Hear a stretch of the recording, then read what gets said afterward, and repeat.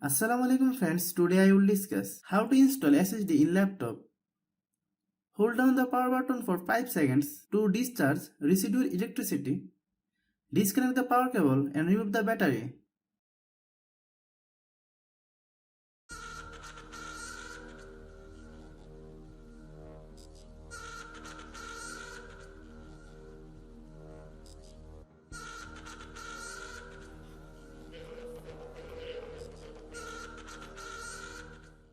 Open your laptop case.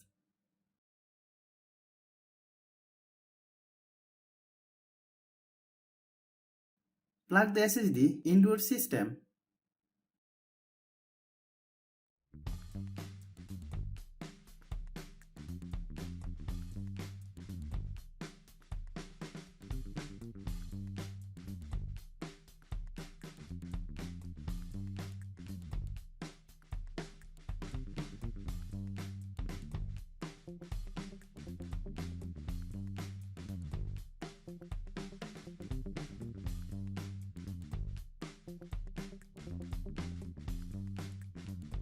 Thanks for watching.